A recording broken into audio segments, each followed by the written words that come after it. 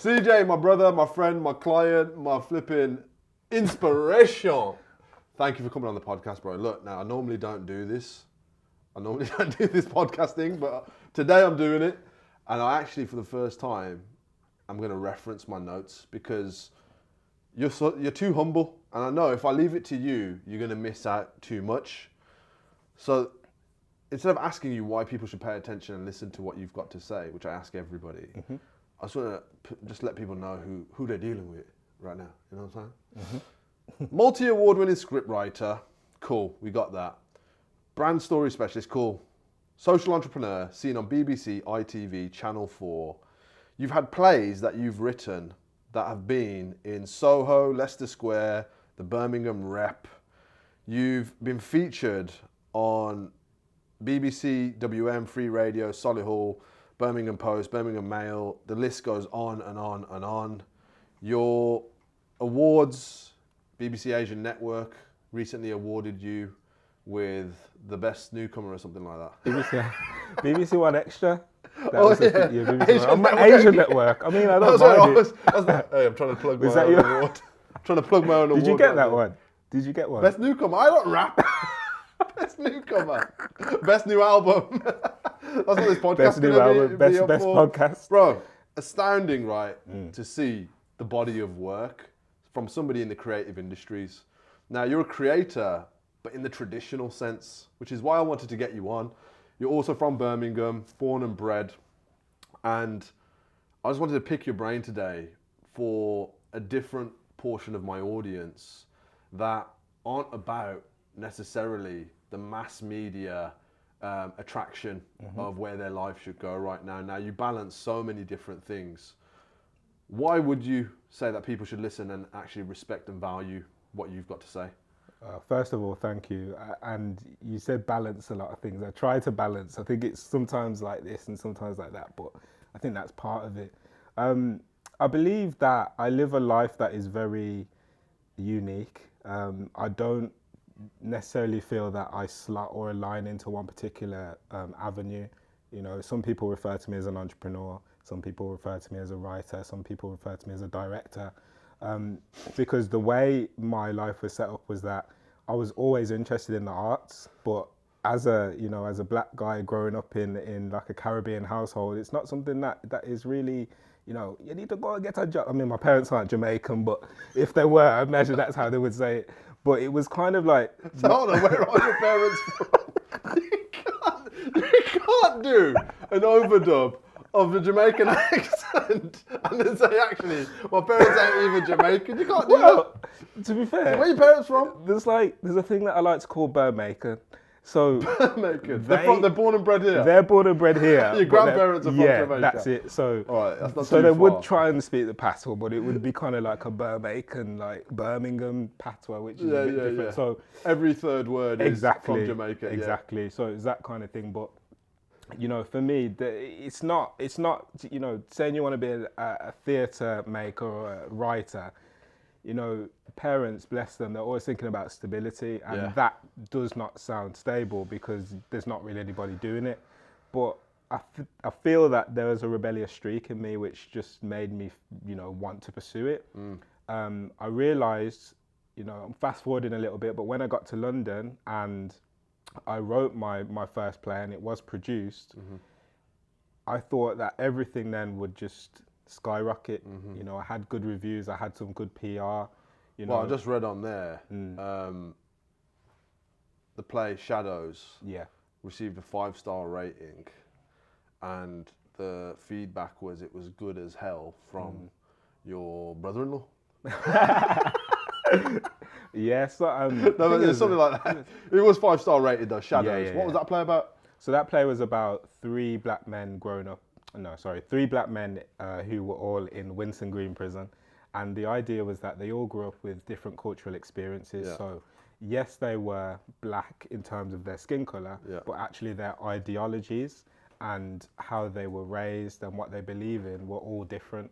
And so everything that they believed, because they couldn't come to, an agreement, it then tore them further apart and then resulted in, a whole kind of all sorts of things happening in the prison. Where do you get ideas like that from? Is it all made up, or is it all loosely associated to truth?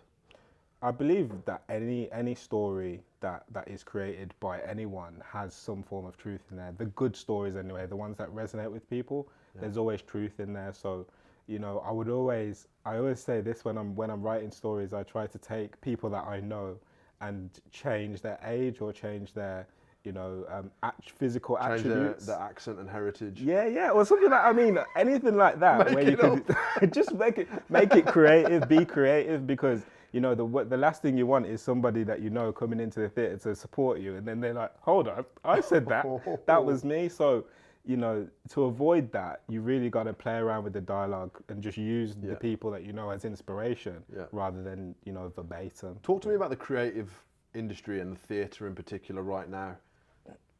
I've luckily grown up in a school where we used to have trips to theatres, pantomime, you know, throwing sweets off stage, blah, blah, blah. Everyone's going mad. But also, I've been lucky that it's remained an interest, and, you know, we've gone and watched like things like Bewitched in London. We went and watched the School of Rock when it came to Birmingham recently, and we absolutely love it. But many people don't have any exposure to the theatre from our generation. And when you go to the theatre, I actually went to the theatre in New York as well, so it sounds like I love it a lot, but I actually met Jake Gyllenhaal standing outside the theatre in New York City. He was just standing there on his own. Day one, as soon as we arrived, I had an event that we were doing out there. We're walking the theatre, his picture's up there, and he's standing right there. Literally grabbed a photograph with him, and everybody, once they saw that photo, that's not him, that's fake. Wow. Word to God, it's Jake Gyllenhaal himself. And he's like, are you coming to the play? And we're like, yeah, we've got to now. You're right here, you know what I mean? We've got to. But is it a dying industry? Is it thriving? What's going on in the theatre space right now, bro? So it's important to recognise that exactly what you're saying. You've got commercial theatre, which is about the West End. It's about going and having a great time and taking your family. Those ticket prices are very high, which is why, you know, people like you mentioned, who are in kind of state schools or perhaps on free school meals, they can't afford it because it's so expensive. So, you know, I would always advocate for... So are you saying that the theatre isn't for broke people or people who are deprived? Commercial theatre, absolutely not. I believe it should be more accessible to them, but it's not as it stands. It's very expensive. You know, you want to go and see Hamilton, you're not going to get much change out of £300 per person. So if you've got a family... You're better off going and seeing Lewis Hamilton at the end. You're going to get a better seat. Well, stay at home and watch Lewis Hamilton, or, you know, get a widescreen TV. It'd still be cheaper than going to the theatre. So that's nuts. And that's the problem. But then you do have the really nitty gritty, you know, new writing theatre, which is in the black box studio, the small theatres. You know, most big theatres will have a commercial space where they'll put on all their really expensive shows, and then they'll have smaller venues associated with them to put on, you know, new writing, which is where I normally fall into that category. So I think it's very difficult for those commercial shows to be accessible to people who don't have money because it's so expensive, and the theatres are trying to make money. They're a commercial beast. How many, capitalism, you know, Of course. To get the distribution and reach for those shows, they're going to need to make revenue. It's only getting worse, to be honest. What, the accessibility? Yeah. But, you know, like many clubs in the world that make a lot of revenue, it's only for a particular clientele, so they know their customer, you could say as well. And when we've gone to the theatre, you know, apart from School of Rock, the main demographic is Western, older Western men and women. A lot of couples. And it's a good point, though, because when I'm writing my plays, I do try to make them as universally friendly as possible. So even though I might be touching on themes that are quite serious and quite nuanced, I want you to be able to bring your family and say, oh, look at that, there was humour in there, there was a bit of dancing. Because the last thing you want is for you to not be able to invite your friends and family because you've got your play is touching on things that really aren't accessible and nobody understands. So you've got to make it commercial so that people actually go there having an enjoyable experience. Because if people wanted to go to the theatre and have a bad time, then, you know, they wouldn't even bother. So, you know, it's funny when I think about theatre as well. I've actually hired a lot of people who have had experience in the theatre and acting, I had a sales rep called George, who was from up north, and he's on Hollyoaks now. Oh wow! He's acting. He's actively on Hollyoaks, and he used to work here in this office with me. Boy, he done made it, dog. He's never coming back. What's funny is, right, I'm thinking like that translation between acting and the real world, because we're all acting a role in society, right? And I thought, if this guy's an actor, there's potential for me to give him a sales script, him to recognise, learn that script better than anyone, deliver it with more passion than anyone, because he's an actor. Ask me how many sales this guy used to make. Was it that great? How many sales did you make? 2. In how long? No. He did okay, 2 in 2 years, but you thought he would do better because no. He didn't just do 2. He did a fair amount of sales. I loved his effort, loved his passion. He was one guy who never quit. Shout out to George, really love that guy. And also, he didn't have the best experience here as well. We were at quite a large capacity of staff. He never got the attention he needed, in my opinion. But yeah, really happy for him and see that. But yeah, it didn't work out the way I thought it would. I also hired a content creator locally to create short form content, and his whole background was theatre. But the guy who introduced me to him, a guy called TJ, and they were doing plays in Warsaw, and he invited me to a play, right? And you talk about invite your friends and family, and you don't want them to have, obviously, a poor time, but you want them to have a great time. So we have no idea what this play is about. We're just going and showing out to show support. And turns out in the play, you don't believe this timing. In the play, there's a role and a storyline about a mother getting cancer. Right at the time, Holly's mom, literally a month later, that Holly's mom was diagnosed with cancer. Wow. And they're going in on the script of what it's like, the impact it has on all these people. And the character in the script passes away. And we didn't even know what we were getting ourselves into. And it was so moving. And obviously, Holly's crying. I'm crying. And our 2 mates that we brought with us who didn't know what was going on were like, the fuck's wrong with these guys? You know what I mean? It's good acting in that, but it ain't, it ain't moving them. And it was such a vulnerable time for us. That's my mother-in-law to be. And, thankfully, she's in remission now and she's doing well. But like, that is so powerful, what you can bring to people's lives with that live interaction, which is why I wanted to touch on it before we talk about all the entrepreneur stuff. Because for me, you're in an industry where you're a minority. How many other black script writers do you come across on your day-to-day in the Birmingham rep? To be fair, short answer. No, not many. What was the question? How many other black script writers do you come across in the rep? No. So you're a minority. And do you feel that's an advantage for you or a disadvantage? Being the only person of colour or from your background script writing? I would say it's difficult in this day and age to be a black script writer because you get pigeonholed quite easily. When people go to your plays, they're expecting you to speak explicitly about race. And it's the same with the content you create. It's the same with, if you were going to talk about something, public speaking or whatever, people would want you to, speak about that side of you. And so it does feel like, as a black person, you are pigeonholed into speaking about certain things. Now, it can be an advantage in a certain sense because you're able to build an audience. But in terms of creating more nuanced pieces, it shouldn't really be explicitly about one thing. It should be about the human experience. Do you have an example of that? Like, is there a play that you've written that maybe didn't have black characters that got maybe a bit of resistance because it didn't have the stereotypical storylines or characters that they were looking for? Well, I would say that the plays that I write, I don't tend to stipulate the race in the character description.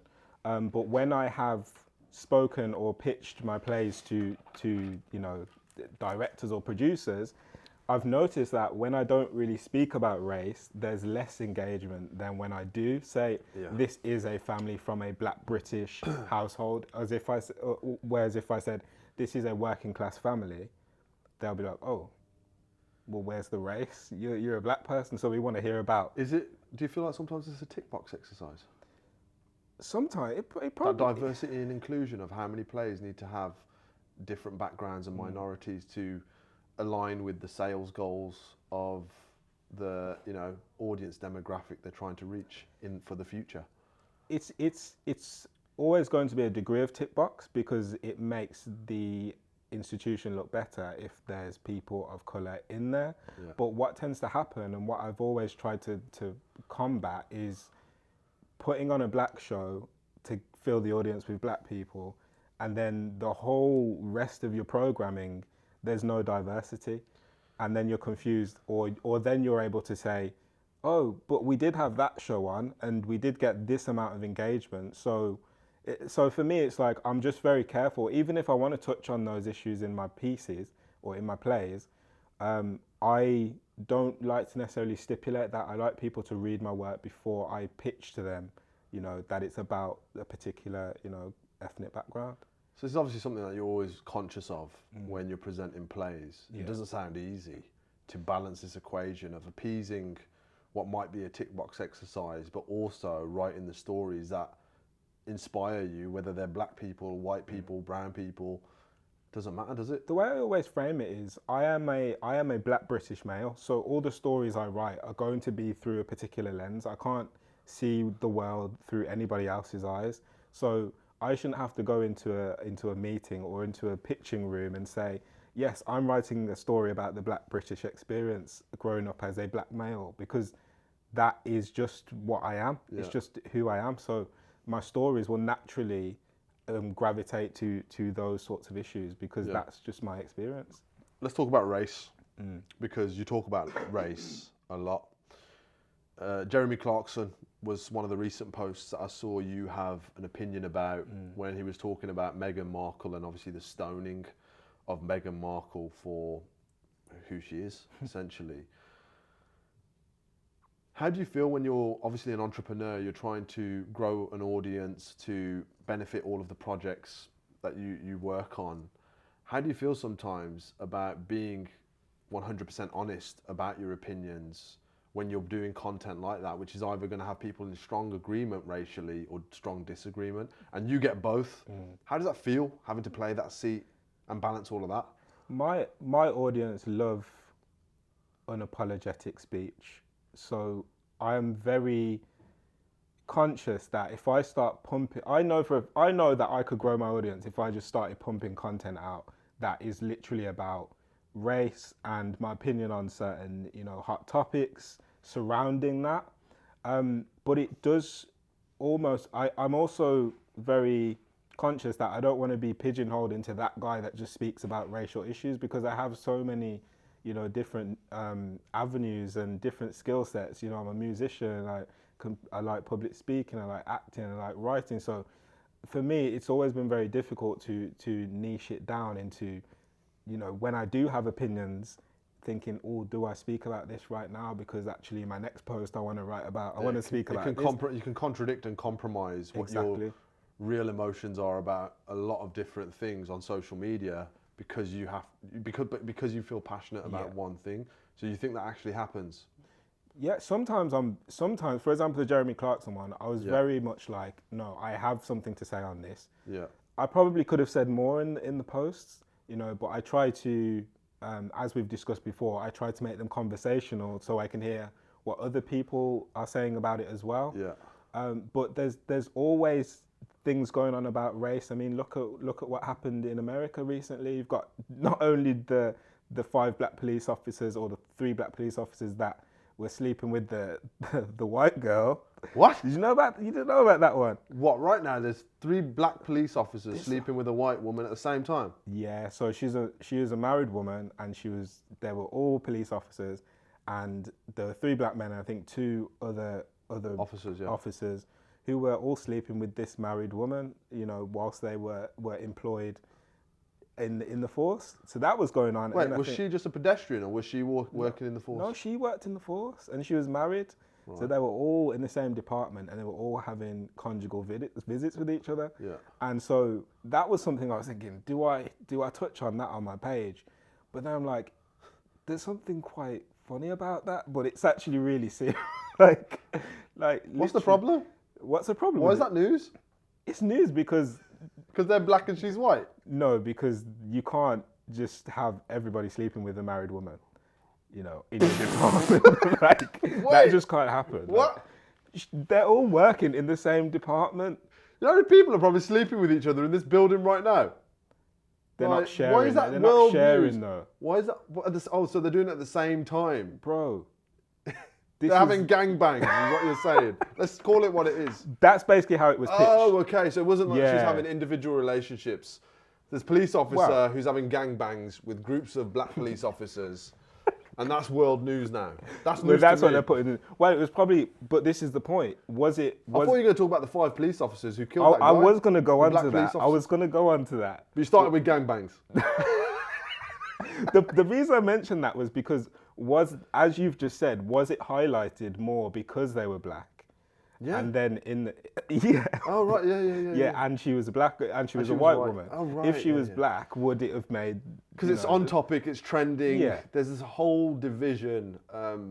Morgan Freeman said something which I'd love to get your opinion on. I don't agree or disagree with it. It's just interesting. If you want to improve racism, just stop talking about racism. What do you think about that? That's interesting. I actually haven't heard that quote. If you want to, Louis, just double check to make sure that's a real thing. it's a good one. Paraphrasing. If you, yeah. But it's basically like, by constantly talking about Yeah. racism, about the division, and highlighting what was and what is happening right now with so many different communities, if we actually stop focusing on that, we can actually start focusing more on progression. Yeah. I think that's what he was getting at. But what do you feel about I that? agree. I do agree with that statement. Probably not in its entirety, because I think there's room for conversations, but I don't think they need to be had so publicly all the time. I think we need to regroup, have the conversations. What are the solutions that we need to have, that we need to think about? And then if we're coming back into a public forum, it's saying, okay, well, here's the issues and here's some solutions to it, because what happens a lot of time, things are mentioned and then we just hear negativity all the time, and we never really hear about any solutions. Me and you talked about it, didn't we? When you came in and we worked together. On my way into the office that day, the billboard on the Aston Expressway coming into Birmingham was of a child for a charity advertisement, raising donations of a black child, malnourished, somewhere in the world. Don't want to say Africa, it could be anywhere. It probably was. And the exploitation of that image to donate and raise money. And, it's not like I'm coming into work and I'm seeing someone malnourished in South Africa from a white community. I'm not seeing Asian poverty, Indians, I'm not seeing that on the billboards. The black child in Africa is probably the most used for advertising in this country. And I sometimes consider, and I said it to you that day, what is the actual psychological impact of that? If I was a black individual, how would I actually feel having this constant awareness and reminder every day that there are still other black people in poverty doing worse than I am? Because it's not happening to Asian people. We're not seeing that on billboards, people in India. We're not seeing white people in South African poverty. What's the psychological effect of that on the black community from your perspective? Because I'm genuinely interested. Well, I've always said since I was basically a toddler and then going to primary school, I've seen the same black boy carrying that water bucket, and I'm Why are you smiling? Why are you saying that? because you're making me it's smile. quite I don't want to smile right now. No, but it is quite comical, because we have comic relief. How many years do we have that? Every 2 years? How many billionaires are there? How many millionaires are? And I'm not saying it's all their responsibility, but I'm saying, we really can't get people water? Like, we really can't get people food right now? Are we saying that? And it seems like the poverty gap is getting bigger and bigger, but at the same time, people are getting richer and richer. So those images, to me, in a certain sense, they seem like a marketing ploy, because I don't understand how, for that length of time, we are still being used as a ploy to get people to donate money to charitable organizations. And so I believe that we've got to get to a point where we start showcasing the, as I've mentioned, just the solutions and the impact. Yes, they need water, but actually they need to be able to, they need to have access to education, they need to have access to resources, they need to be able to thrive, you know, and I'm sure many of them are, but we're why? just So not do you seeing feel a that. responsibility because it's a black person in that photograph? Do you feel more of a responsibility to even care about that? Because if it wasn't there, you didn't know about it, you wouldn't care, would you? But because it's a black person, there's more resonance with you as an avatar because. But it's not black people. It's not black people donating to those campaigns. Those campaigns are set up to plead into the white guilt, which is this mass market idea Yeah. that black children are the most in poverty right now in the world. It's quite sickening. It has to be that. I mean, I'm not a psychologist. I'm not an expert on this. But if I have always seen that image since I was 4 years old of this black child holding a bucket trying to get some water, and I've never seen any other race having to do that. Why is that? Because there are other countries and there are other continents, rather, South America, that are struggling with. But why has that image been used to, you know, tap into the heartstrings of people who feel, oh, actually, I've seen that now. I really should. Why do you think it is? Why is it a black child? Because the issue is still there. There are black children that are. Yeah. That's one part of it. But it's black children are cute. I agree. That's it. I genuinely think it's an optic. You think black children are cuter than any other race? That's what you're saying on record. Well, I haven't got. They're the best for the marketing campaign to generate. If my generate donations. Look, there's no easy answer. That's one thing I absolutely know, and I think about this. It's such a difficult thing to even express from my point of view. Like, why is that the way it is as a marketer? Why am I always seeing black children on billboards when I'm on my way to work to gain donations? It's always been done. It's always been done. It's just the way it's being done. So it's just habit now. It's just what the market expects. Yeah. And not to say it's exclusively only black children on these campaigns, but the majority that I see and notice are. Pulling away from that for a second, because now we've got, you know, we're talking about commenting on race. We're talking about the theatre and representing a minority and building creative plays and scripts in that sector. And then we've got CJ the Capitalist, which is all about business empowerment. And I find it funny that people won't know this, but I knew about your organisation and I knew about you, and I had no idea that it was your organisation. Even after working with you, you didn't mention one thing about the Black Pounds Project. And, you know, one of my staff members, Bradley, used to attend the Black Pounds Project meetups in Birmingham. He was telling me all about it. We need to go down there. We need to network. Great people, great businesses. It's amazing. And here I am with the founder with no knowledge after he's become a client, you know what I mean? So let's talk about the Black Pounds Project. Not received by 100% of people, like many ideas, with open arms. When I look at posts and comments on your organisation, for anyone who doesn't know, do you want to just explain what it is first and foremost? Yeah, so the Black Pounds Project is an organisation that's set up to empower black and diverse entrepreneurs. And I always say diverse because my family is very mixed. So I would never ostracize somebody from getting involved in something that is positive and that is helping to educate people based on their skin colour. But what it is about doing is recognising that there is work to be done within the black community. People need to be educated. They need to know where to go to get the resources, you know, to thrive. So that's all it is. Someone else said something like this and it got a massive backlash. Anthony Joshua, when a couple of years ago, he jumped on a microphone. I don't know who. Hey, was that during the Black Lives Matter? Anytime AJ's on a mic, you gotta be careful. It's headline news, right? Anytime keep that mic in arm's reach. He said, let's just spend our money at black stores. If you're black, if you want to support black people, spend your money at black stores. And not a lot, but there was a fair few people in his fan base who weren't from the black community, that really got upset by that, right or wrong reasons. I have no idea. But do you feel like that's been something that's challenged you because you've called it the Black Pound Project? It's like Black Wall Street in America. The game used to obviously use that thing, but it was a real thing. Yeah. You know, black businesses and being supported by black communities. Yeah. And obviously there's a lot of information out there, but essentially the establishment didn't want that to thrive, right? Do you feel like you've been held back by calling it the Black Pounds Project? I would say it's actually helped, and the reason I say it's helped is because it's all about how you position things and how you strategically work things. So I don't use a lot of so this is more about branding and like colors. I don't really use a lot of black on my page.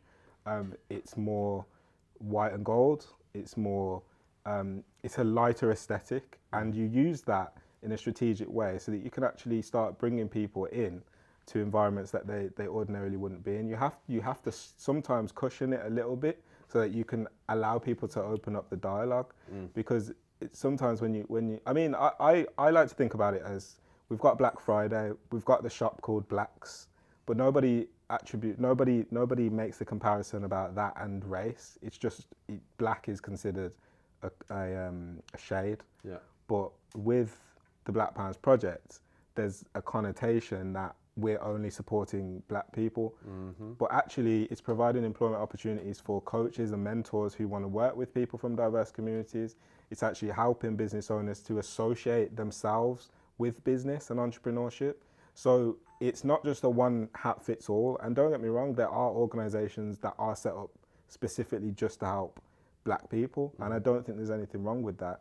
But for me, because I have such a mixed family and I have, mixed friendship groups, and I noticed when I set up the initial fundraising campaign, it was a lot of my white friends and, my mixed heritage, family members that were donating to that. And so the initial idea was to use that money and invest it into black businesses. But then I was like, on that point of, do we just need to shop black? I was like, you can give people £5,000, but if they don't know what to do with that and the education isn't there, you've got no chance. It's not going to go anywhere. So really, I used the money to then build a framework so that more people could benefit from it and learn and get the education that they need. Not everybody is going to make it as a business owner. Not everybody is going to be able to thrive, but at least give them an opportunity to have a conversation to see what's going wrong. I feel that is a thing that has been missing from the black experience. It's that honest reform that people can have an honest conversation, say, look, you know what, bro, I don't think it's going to work. You've been doing this 10 years. I know it's your passion. Continue doing it as a hobby and interest. But in terms of a business model, let's rethink it, because your hobbies are not always your business. And that's the harsh reality. I think sometimes when we speak about the black experience, because there's so much emotion involved in it, who's going to have those real tough, honest conversations with black entrepreneurs to say, look, don't waste any more money.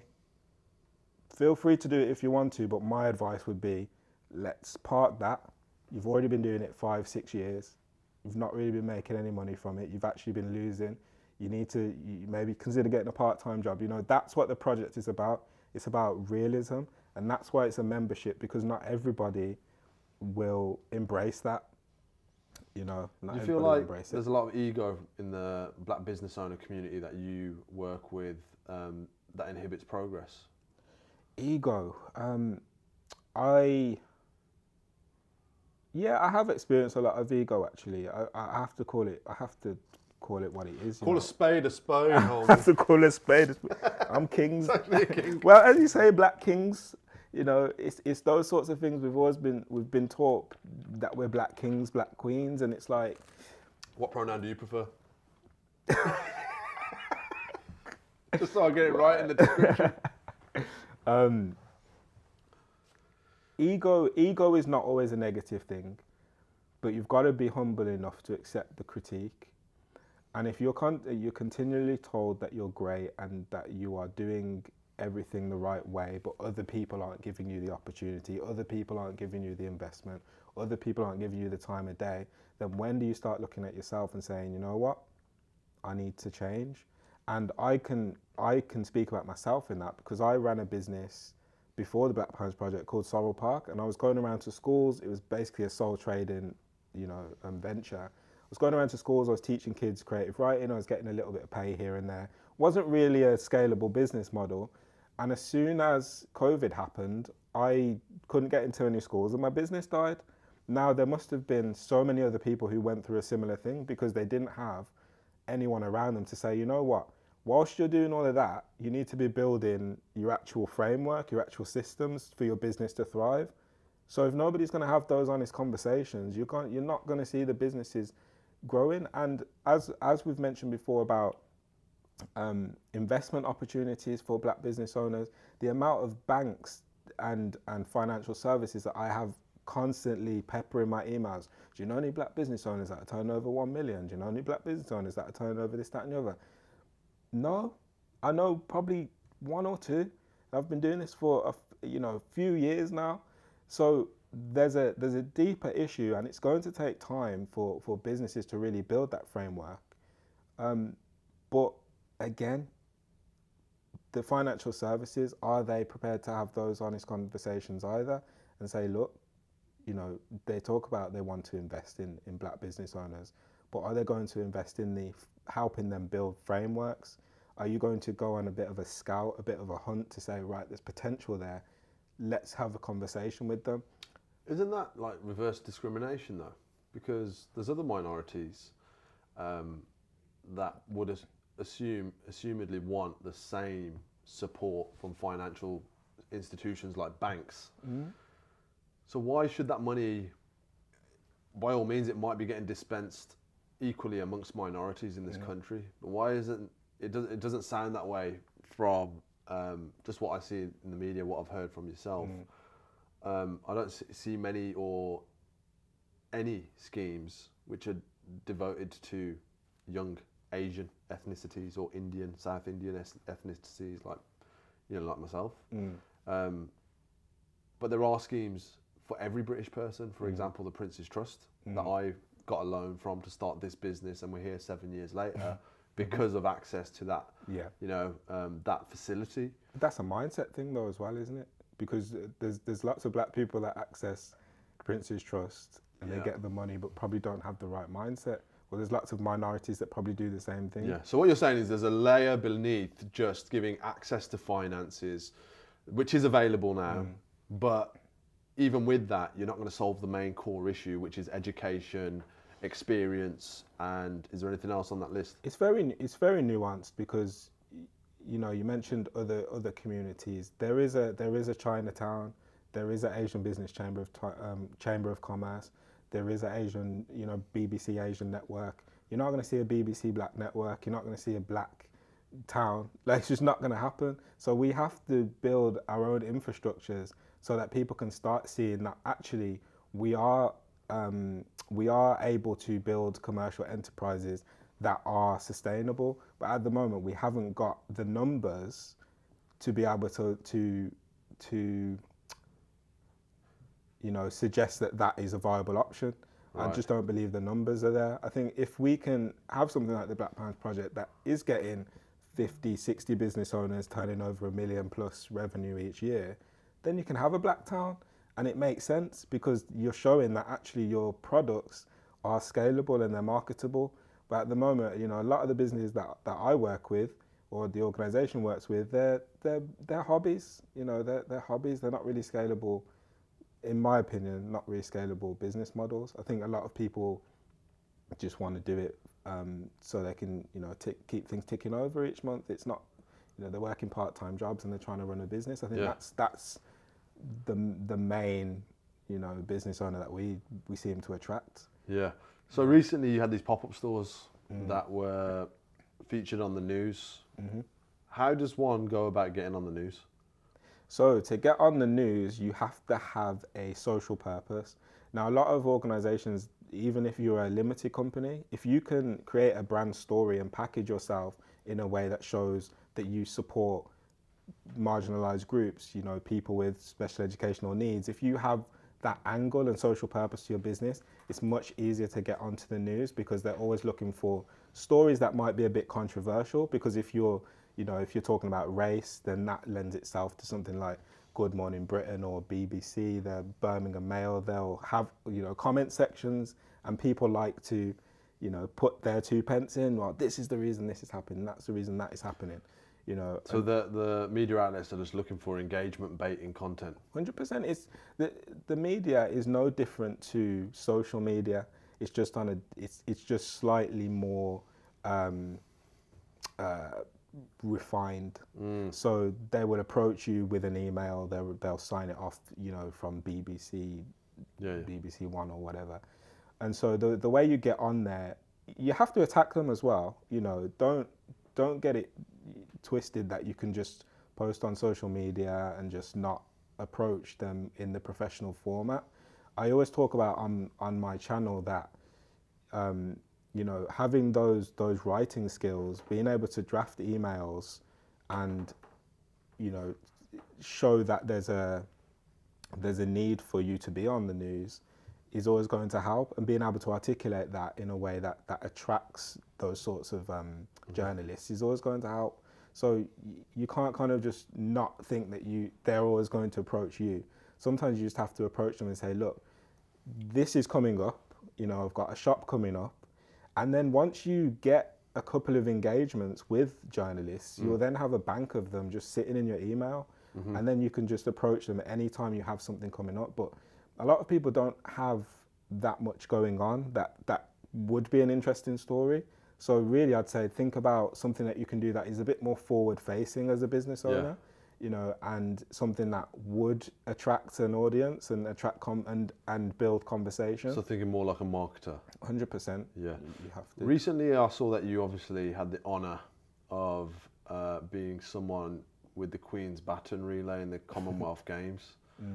How did that come about, and how did that feel? Obviously, representing Birmingham in your home city for such a big event.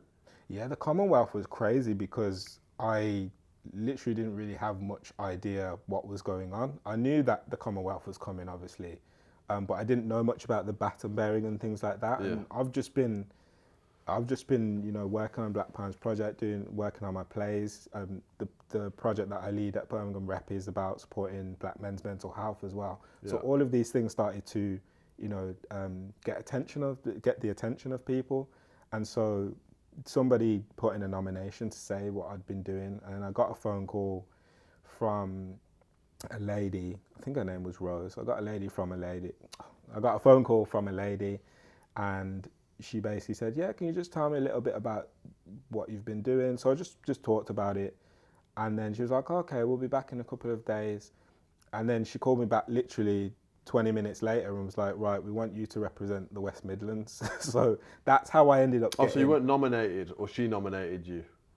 So somebody from the community, the Black Pounds Project community, nominated me, and then off the back of that, they also got press and exposure for nominating me. Yeah. So it almost was like a conveyor belt. Other people started to get opportunities from just my nomination. Yeah.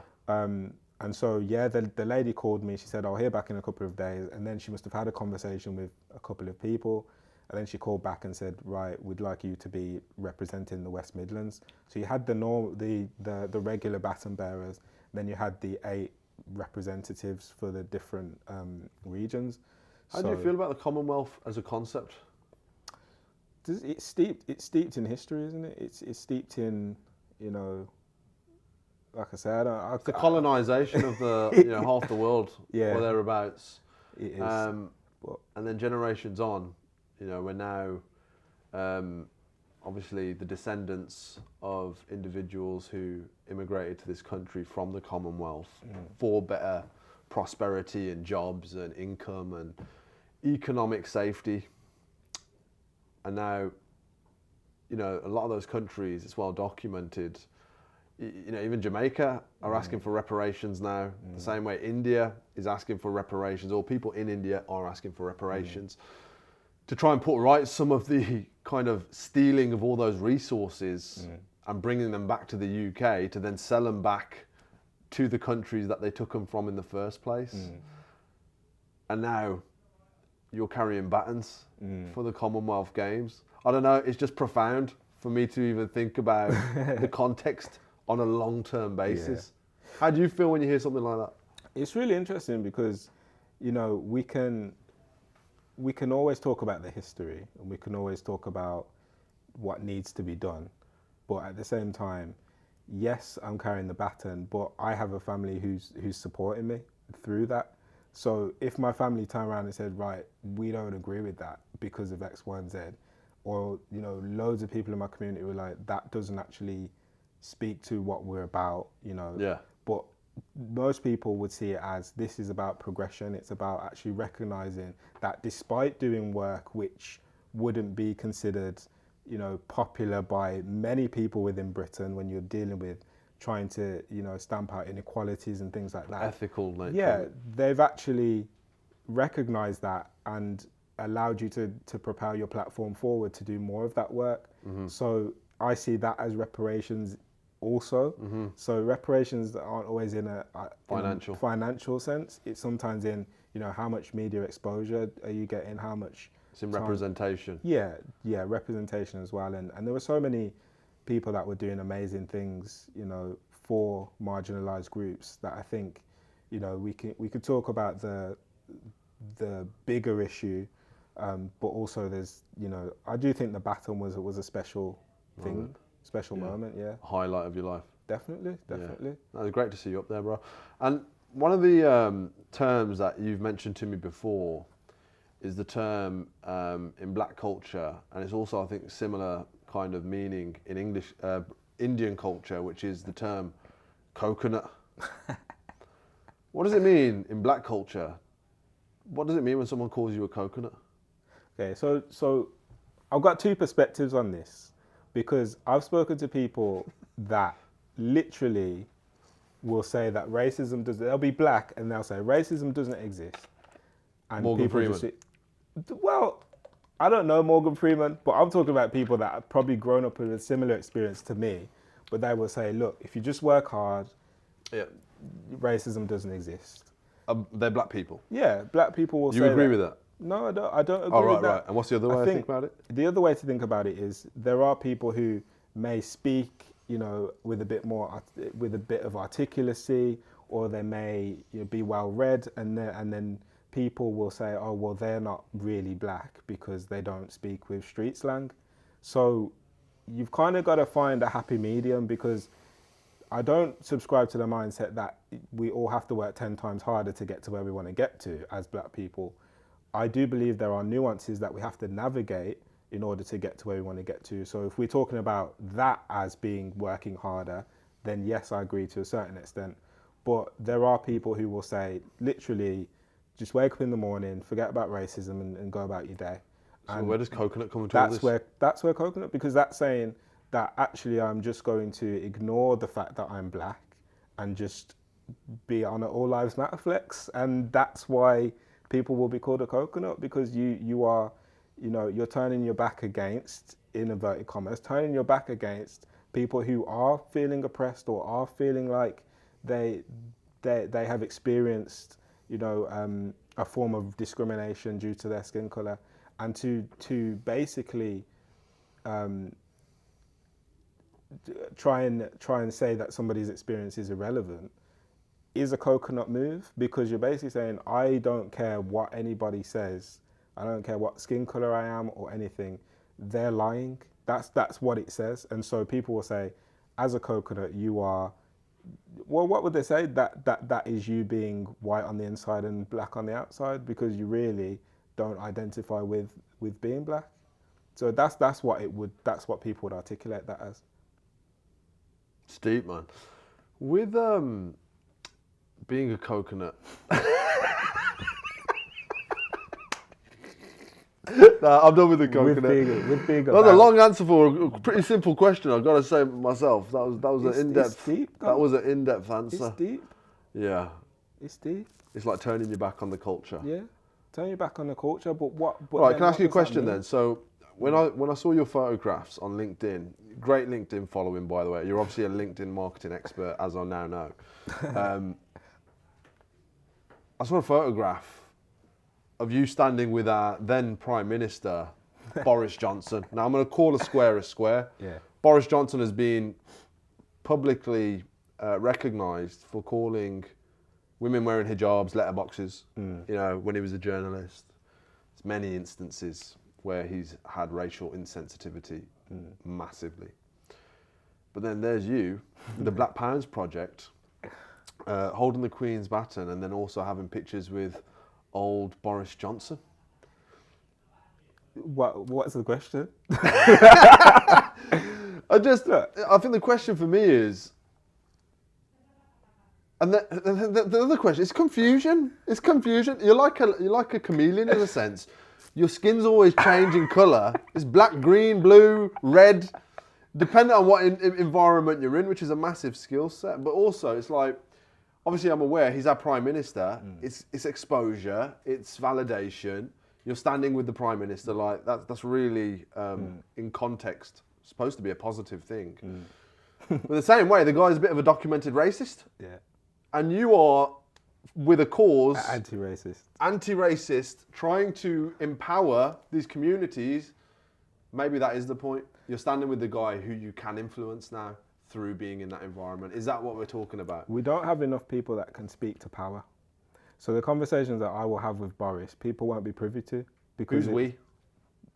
We. You said we don't have the ability. Well, I say we don't have enough. So black people don't have enough people in positions that aren't politicians, that aren't necessarily, you know, driven by wealth or notoriety, but we'll just have a candid conversation and say, look, because off record, I did say like, well, I say off record, I'm on a podcast, but off record, I was like, what's going on? Like, why, what were you doing? And he's like, oh, well, you know, things happen. And what you see is what you get with him. So I can't, it was very difficult to navigate that conversation because what do you say? He is who he is. So you just say like, this is how I felt about what you did. This is how people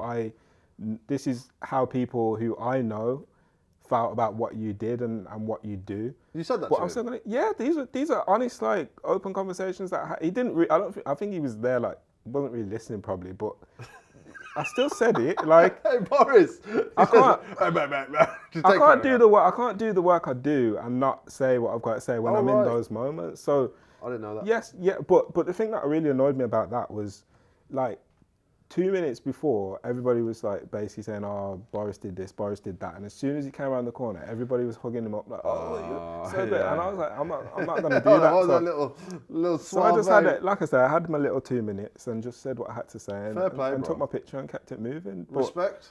But then I'm not the type of person that's gonna try and like get clout off the fact that I said something to Boris. Yeah. So I'm not. That's gonna why I don't know about it, because you didn't use it as a marketing tool. Well, also I had to carry the baton, so I didn't want to like get stripped of my baton before my nan could come and watch about me. Boris Johnson. Yeah, like you gotta be a bit more tactful with what you do, Yeah. and so I think that's all it is really. Like, it's tact. People know who he is. He was the Prime Minister at the time. I just posted it. People can make their own, you know, assertions or assumptions about it, you know, and then as and when the time comes, I'll speak about it. But not everything has to be in that moment. And even with we mentioned the Jeremy Clarkson thing. I waited like a week later before I spoke about that. When Will Smith slapped Chris Rock, I waited, you know, a week, 2 weeks before I actually posted about it. Why? Because I like to actually gather my thoughts about it. Right, so you're not just trend hunting. Like, I'm not, you know, obviously having a social media following is great. Having engagement on your posts is great. But you want to be able to look back in 5 years and say, right, I actually did think about what I was saying there. I did believe in that. You know what I mean? So the post where I'm more, you know, speaking about how to write a play or how to, you know, pitch your brand story, like those are more generic topics. Yeah. But when you're speaking about things that are a bit more emotively driven, I personally just like to take a bit more time about it, you know, and then come on a forum like this and speak about it because. Let's talk about banks. Because you work with banks, right? And they support, some of them support the Black Pounds Project as sponsors. What's kind of the expectation from banks when they hand you donations or sponsorship pounds? Banks are really weird. And how do you get that? If someone's sitting out there and they want to do something similar, inspired by your story, how are they going to get banks to recognise and fund portions of what they're trying to achieve. You mentioned it in one of your posts. You've got to do the work. A lot of people will wait and not do the work because they're waiting for sponsorship. So they'll say, oh, I want to do this.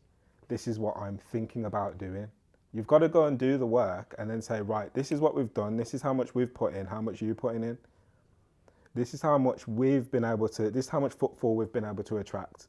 How much more footfall could we get if you put this amount in? So you've got to be very direct with them, because other banks are always looking for an opportunity to say no.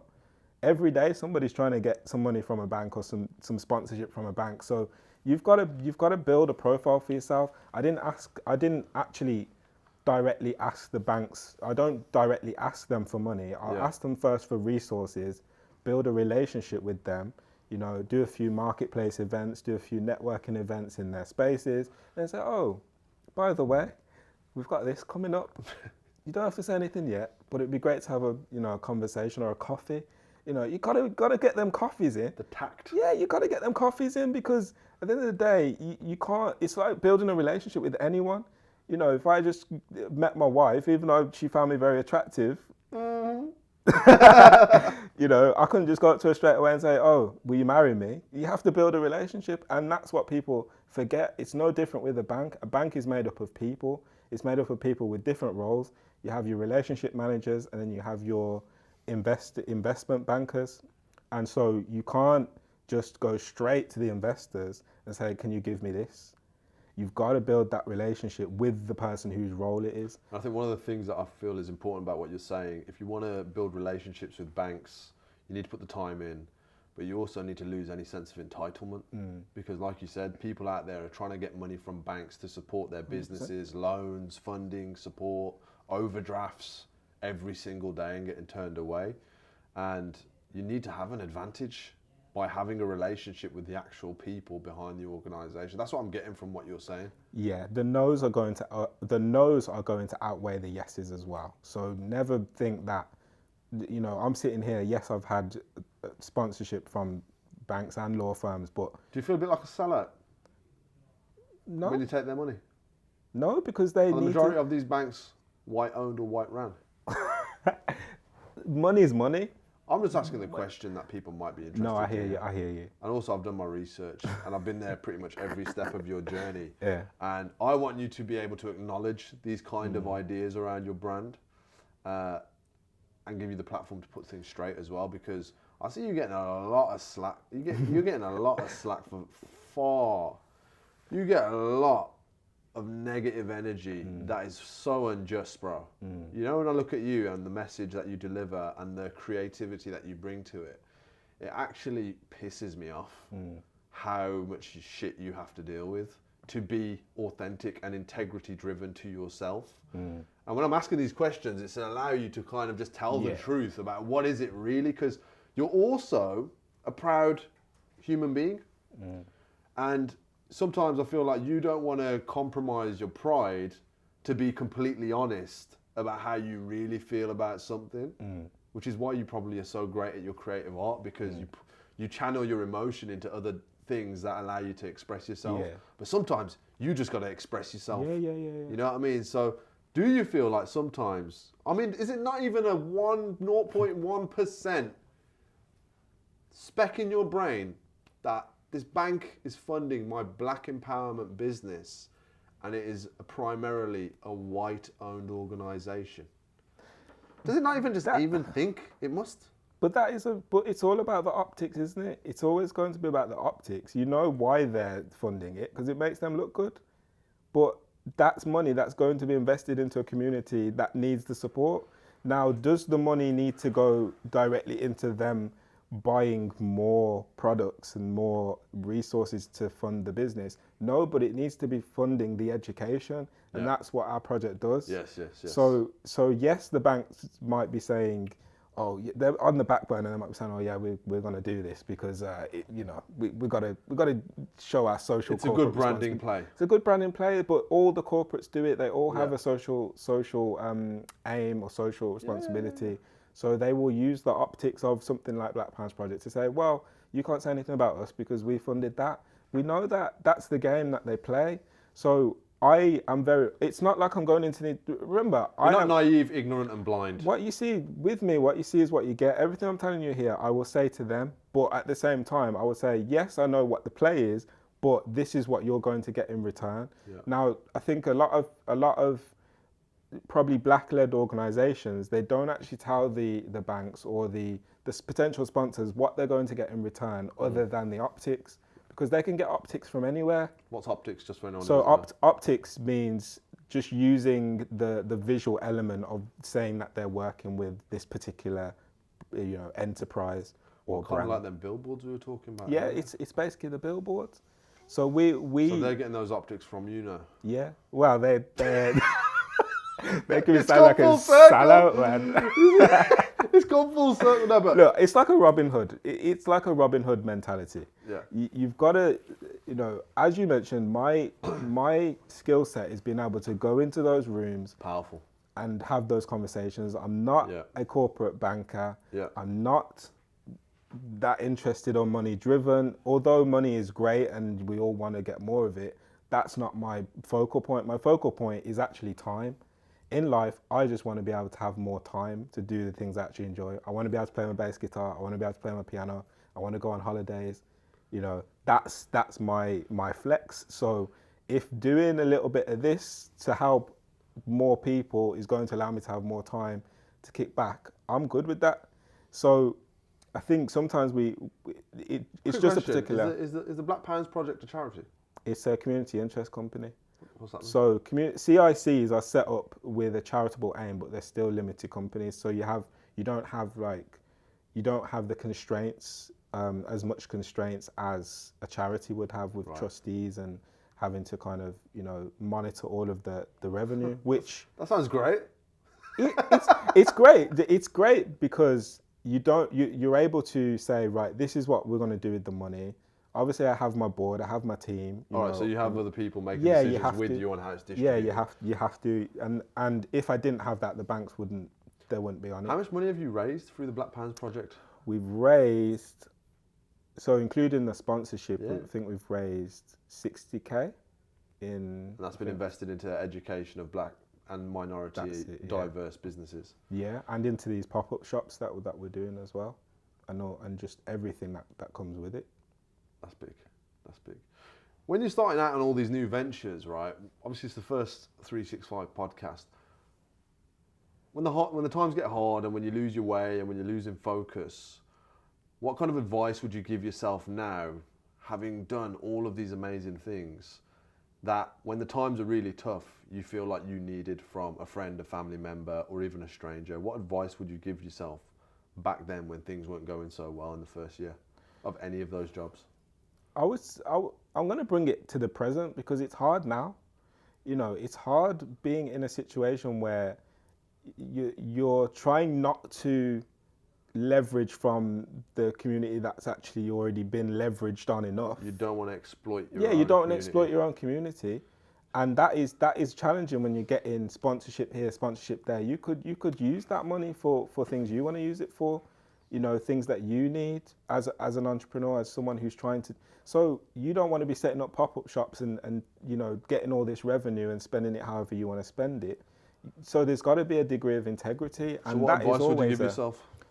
The advice I would give myself is to... Right now? You're talking to yourself in the moment? The advice I would give myself is to continue to have people around me that keep me accountable, because the more my profile builds, the more my organizations build, the more my social purpose builds, I have to have that accountability, because when the money's coming in, you're going to want to start just doing things that you want to do. And there is a point where you've got to use the money and reinvest it back. Take your money that's going to help you put food on your table, but at the same time, you've got to make sure that you're continually building your organization, because when the money starts coming in, that's when you can lose focus. So I've got to keep my team around me, because they're the ones that keep you grounded. When I have all my crazy ideas, they're the ones that say, right, just maybe park that one for now, because my ideas are always flowing.